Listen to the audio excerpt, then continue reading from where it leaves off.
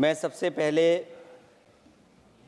Congress party के नेता मनीष तिवारी जी, जिन्होंने बहुत विस्तार से ये बात रखी, जिन मूल्यों को लेकर के हमारे संविधान निर्माताओं ने इलेक्शन कमीशन को लेकर के जो गठन करने का काम किया कि हमारा लोकतंत्र कैसे मजबूत होगा, उस दिशा में जो बात उन्होंने रखी, मैं अपनी भावना और उनके विचार अपने विचारों से मैं जोड़ता हूँ।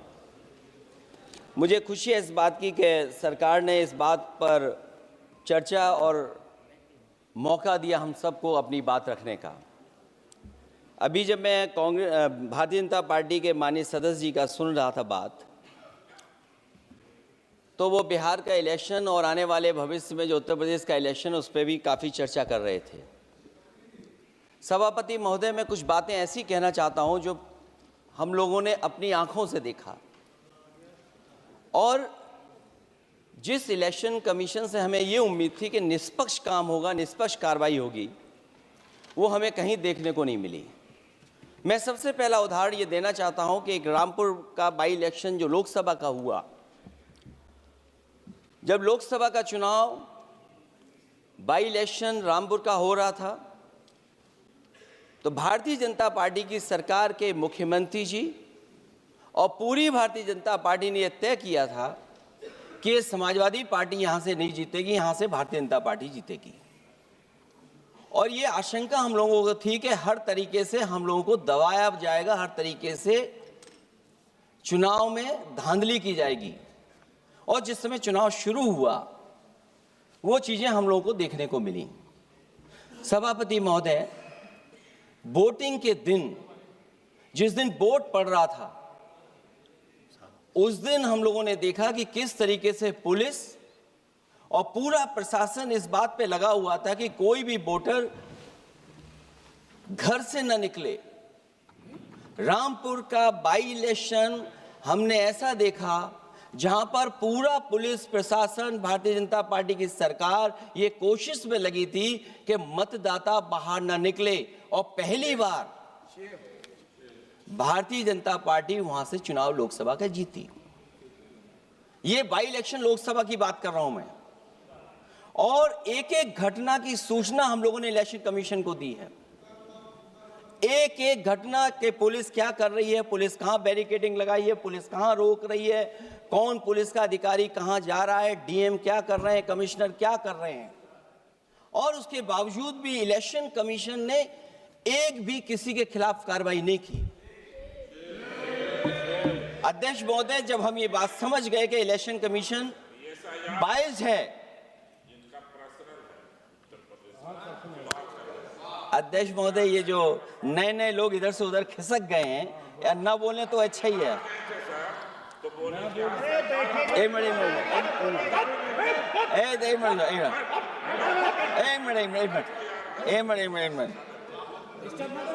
अध्यक्ष महोदय, पर अध्यक्ष महोदय, मेरा ये आग्रह है अखिलेश, अध्यक्ष महोदय ये कुछ जानते नहीं है। अध्यक्ष महोदय, माननीय सदस्य कुछ जानते नहीं है, ये ना पढ़े लिखे हैं ना कुछ जानकारी रखते हैं। ये मैं ये कह रहा हूँ, मैं ये बात इसलिए कह रहा हूँ, ये अनपढ़ इसलिए हैं। अध्यक्ष महोदय, मैं ये बात इसलिए कह रहा हूँ कि जो जो घटनाएं मैं बता रहा हूँ, मैंने एक एक घटना इलेक्शन कमीशन को टैग किया है, एक एक वीडियो इलेक्शन कमीशन को दिया है, एक एक पत्र लिखा है इलेक्शन कमीशन को। अगर एक भी कार्रवाई की हो तो मुझे बता दें, अगर ये जानते हो। और दूसरा, मैं अध्यक्ष महोदय, मैं दूसरा बताना चाहता हूं आपको। अध्यक्ष महोदय, चुनाव जीते जाते हैं, हारे जाते हैं। कभी कोई चुनाव जीतता है, कभी कोई चुनाव जीतता है। एक समय था जब हम लोग कांग्रेस पार्टी से लड़ते थे, और एक समय आ गया कि जब हम आपसे लड़ रहे हैं चुनाव, कभी ये जीतते हैं, कभी वो जीतते हैं, कभी मैं जीतता हूं। एक समय था अध्यक्ष महोदय, मैं 5 लोकसभा का सांसद था यहां। इस बार हम लोग भारतीय जनता पार्टी को दूसरे नंबर करके सबसे 1 नंबर पे समाजवादी पार्टी आई। और अध्यक्ष महोदय, ये जहां से आपने कम्युनल पॉलिटिक्स शुरू की थी, जहां से आपने कम्युनल माहौल बनाया था देश में, उस अयोध्या से अगर कोई जीता है तो हमारे समाजवादी पार्टी के अवधेश जी जीत करके आए हैं। ये चुनाव जीते जाते हैं, हारे जाते हैं, लेकिन जिस संस्था की जिम्मेदारी निष्पक्ष रहना, वो आखिरकार संस्था निष्पक्ष क्यों नहीं है, सवाल ये है। और सवाल मैं यहां से उठाता हूं बाई इलेक्शन का।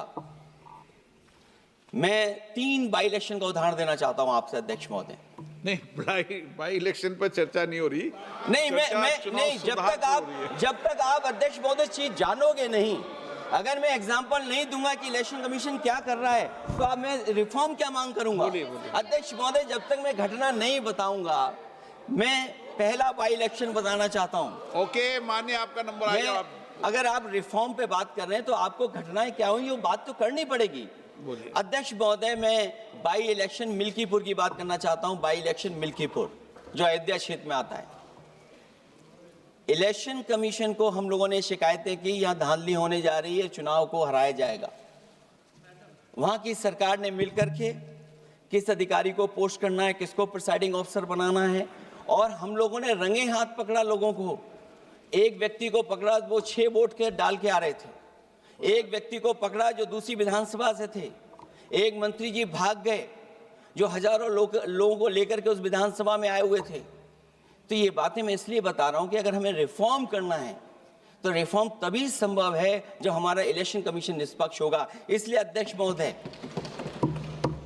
मैं कांग्रेस पार्टी के सुझाव से सहमत हूं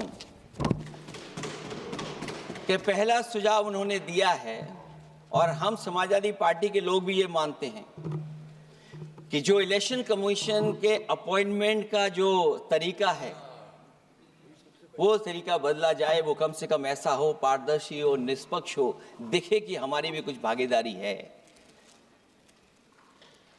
क्योंकि जो व्यवस्था पहले थी उस व्यवस्था को अगर बदलने का काम किसी ने किया तो भारतीय जनता पार्टी ने किया है। इस व्यवस्था को बदलने का जो सुझाव कांग्रेस पार्टी की तरफ से है उस सुझाव से हम सहमत हैं। दूसरा सुझाव जो कांग्रेस पार्टी ने दिया है, थोड़े दिनों बाद सुधार आया है कांग्रेस में, इसके लिए हम उनको धन्यवाद और बधाई देते हैं। उन्होंने कहा, और अध्यक्ष महोदय मेरा भी सुझाव है, कि इलेक्शन बैलेट पेपर से होना चाहिए। और इसलिए होना चाहिए कि बहुत प्रश्न लग रहे हैं, बहुत उंगली उठ रही है। इलेक्ट्रॉनिक चीजों पे बहुत सवाल खड़े हो रहे हैं, और केवल भारत के अंदर लोकतंत्र में नहीं, दुनिया के लोकतंत्र में। और ये जो लोग कुछ कह रहे हैं इलेक्ट्रॉनिक की बात और टेक्नोलॉजी की बात कर रहे हैं, मैं उनसे कहना चाहता हूं कि भारत और जर्मनी की तुलना कर लें, भारत और अमेरिका की तुलना कर लें, भारत की और जापान की तुलना कर लें, हम कहां खड़े हैं।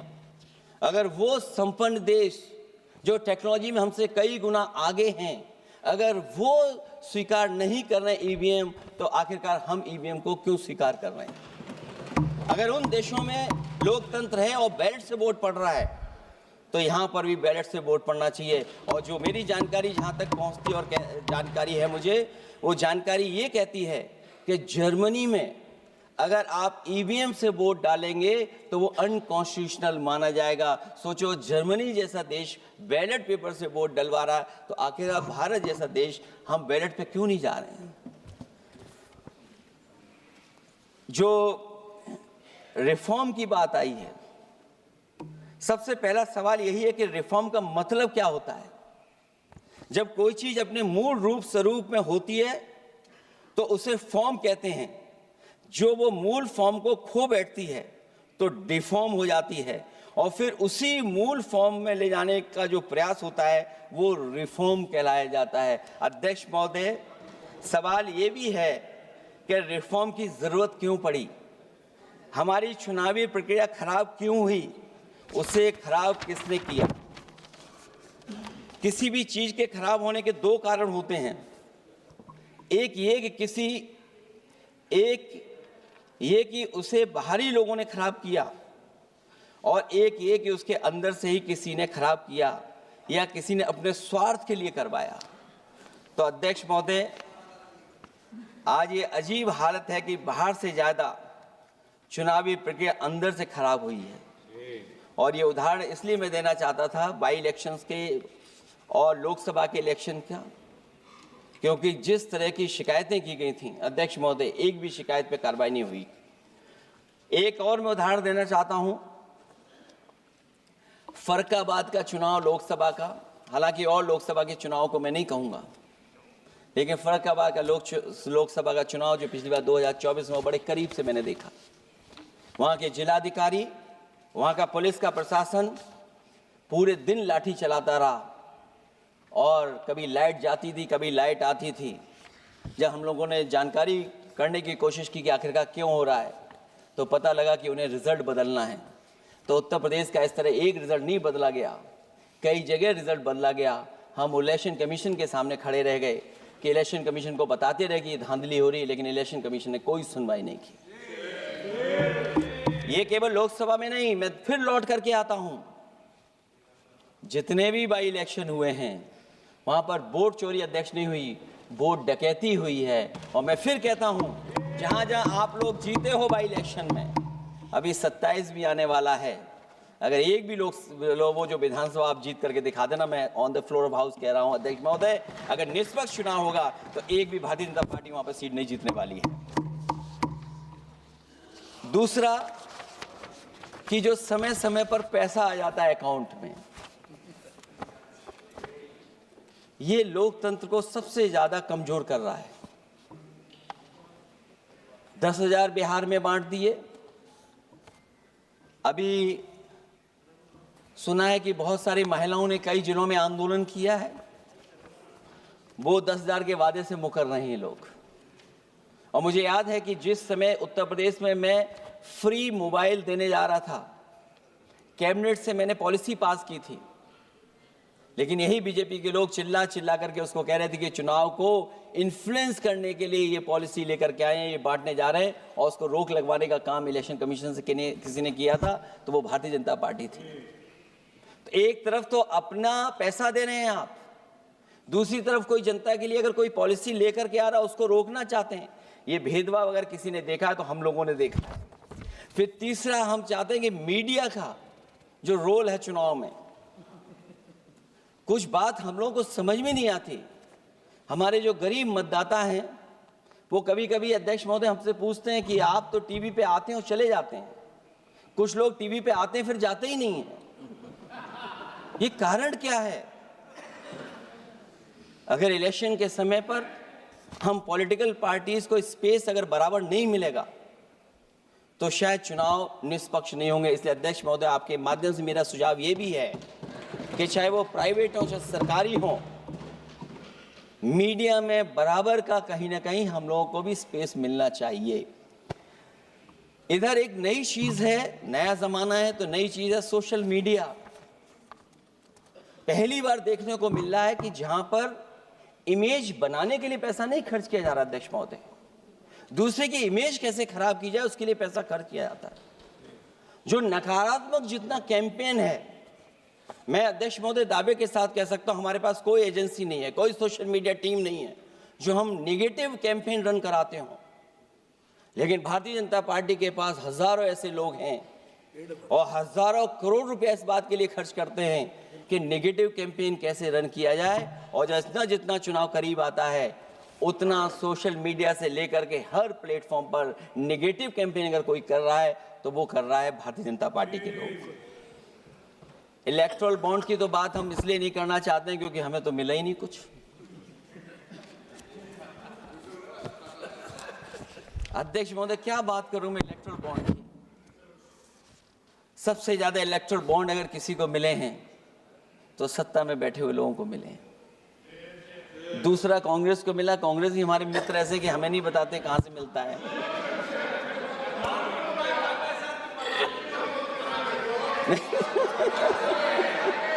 अध्यक्ष महोदय, सबसे ज्यादा चुनावी खर्चा इनके पास, दूसरा खर्चा इनके पास, हम लोगों का भी तो कोई ख्याल रखे अध्यक्ष महोदय, वो आप बता देना। तो ये जो इलेक्ट्रॉन बॉन्ड वाला जो खेल है अध्यक्ष महोदय, ये तो दिखाई देने वाला खेल है। उसमें सोचिए कहां हम लोग टिकेंगे, कहां रीजनल पार्टीज टिकेंगी। इसलिए अगर ये तरीका चुनाव होगा, खर्चा कैसे कम हो, इस पे भी इलेक्शन कमीशन को सोचना चाहिए कि ये खर्चा कैसे कम किया जाए। जहां तक एसआईआर की बात है, जो एसआईआर यूपी में चल रही है, अभी तक 10 लोगों की जान जा चुकी है। बीएलओ जो गांव-गांव जाने की और गली-गली जाने के लिए जिनको काम मिला है, उसमें लगभग 10 लोगों की जान जा चुकी है। 9 लोगों की हमारे पास सूची है। मुरादाबाद में बीएलओ सर्वेश सिंह ने फांसी लगा ली, उन पर काम का बोझ था। 29 नवंबर में बिजनौर में बीएलओ शोभा रानी को हार्ट अटैक हो गया। 29 नवंबर देवरिया लेखपाल आशीष कुमार ड्यूटी के दौरान तबीयत बिगड़ी और फिर उनके बाद मृत्यु हो गई। फतेहपुर में लेखपाल सुधीर कुमार ने शादी के एक दिन पहले फांसी लगा ली। और इस परिवार से तो मैं खुद मिला था जाकर के। अध्यक्ष महोदय, जब परिवार के लोगों से बातचीत हुई तो उन्हें ये बताया उन्होंने कि इतना काम का बोझ था उनके ऊपर, अधिकारी इतना दबाव बना रहे थे कि वो क्या करते। और जो इलेक्शन कमीशन ने अध्यक्ष महोदय कहा कि हम ट्रेनिंग देंगे बीएलओ को, मैं ये दावा कर सकता हूं कि उत्तर प्रदेश के बहुत कम बीएलओ को ट्रेनिंग मिली होगी। और यहां मैं कह सकता हूं कि एक भी बीएलओ को ट्रेनिंग नहीं दी गई जो देनी चाहिए थी। और जो बीएलओ लगाए गए हैं उनका पूरा परिवार लगा हुआ है कि कैसे भी अपने बीएलओ जो परिवार के सदस्य हैं उनकी मदद पहुंचाएं। महिला है वो फॉर्म नहीं भर सकती, कई बार उसके परिवार के सदस्य लगे हुए हैं कि कैसे फॉर्म भरवाएं हम उनका। तो 9 लोगों की जान गई है। हमने अपनी पार्टी की तरफ से तो 2 लाख रुपए की मदद की है। हमारी मांग होगी कि चुनाव आयोग और इस लोकतंत्र को मजबूत करने के लिए जो मदद होनी चाहिए 1 करोड़, और उनको सरकारी नौकरी मिलनी चाहिए। धांधली कैसे होती है, चुनाव होने से पहले ही वोट कट जाते हैं। हमारे राजीव राय जी बैठे होंगे माननीय सदस्य, वो किताब लाए हैं कि नहीं लाए हैं? चुनाव घोषित नहीं हुआ वहां पर, लेकिन सरकार के लोगों ने मिलकर के वोट पहले ही काट दिया। अध्यक्ष महोदय, वहीं से दिखा दो, ये लिस्ट है।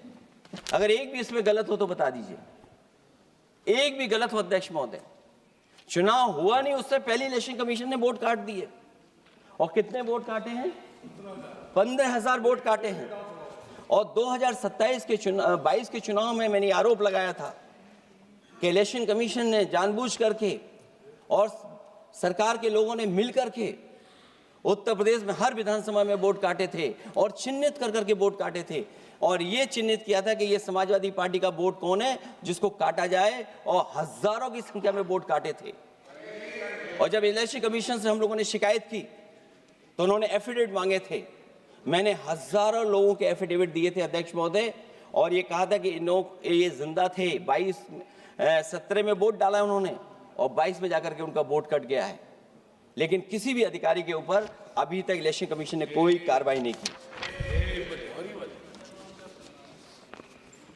इसलिए सुधार की ये प्रक्रिया चुनाव आयोग से ही शुरू होनी चाहिए। चुनाव आयोग को निम्नलिखित बातों का सुधार करना ही होगा अध्यक्ष महोदय। चंडीगढ़ में कैमरे के सामने की चोरी पर, बंदूक तानकर वोटरों को वोट डालने से रोकने पर, उपचुनाव में चुन चुनकर एक अधिकारी पोस्ट करने पर, जीतने के बाद भी सर्टिफिकेट बदल देने पर, चुनाव आयोग को हमारे द्वारा दिए गए हजारों एफिडेविट प्राप्त न होने की झूठी बात पर, जबकि हमारे पास जमा करने की रसीद है, वॉशिंग मशीन फार्मूले पर जिसमें एक दिन पहले का भ्रष्टाचारी अगले दिन भद्राचारी हो जाता है और ऊंचे पद पर बैठा दिया जाता है, सत्ताधारियों के पैसे बांटने पर पकड़े जाने पर, सिद्धांतहीन राजनीति पर भी होना चाहिए, चुन चुनकर पीडीए के वोट काटने पर भी होना चाहिए, नकली वोटर से वोट डलवाने पर भी, नकली आधार कार्ड बनाकर चुनावी खेल करने पर, एक वोटर के द्वारा कोई वोट डालने पर, चुनाव के दौरान योजना चलाकर घूस देने पर। और अध्यक्ष महोदय, मैं ये जरूर कहना चाहूंगा कि जब 1 नेशन 1 इलेक्शन की बात हो रही है और अभी सत्ता पक्ष के माननीय सदस्य ने कहा कि वो एक वोटर लिस्ट भी करा देंगे, ये बात मैं कह दूं अध्यक्ष महोदय, उन्होंने ये कहा कि 1 नेशन 1 इलेक्शन तो होगा ही होगा, लेकिन एक वोटर लिस्ट भी एक होगी। हमें उम्मीद है कि वोटर लिस्ट एक होगी और वोटर कार्ड ऐसा बने। अभी तक तो हम आधार कार्ड के लिए मांग करते थे। देश के प्रधानमंत्री जी कहते हैं कि हम तो कई समस्याओं का समाधान कर चुके हैं, सेल्फ एफिडेविट, सेल्फ अटेस्टेड अगर आप दे देंगे डेट ऑफ बर्थ तो हम स्वीकार कर लेंगे। लेकिन अब सुनने में आ रहा है यूपी में आधार ही को स्वीकार मान ही नहीं रहे हैं उसको।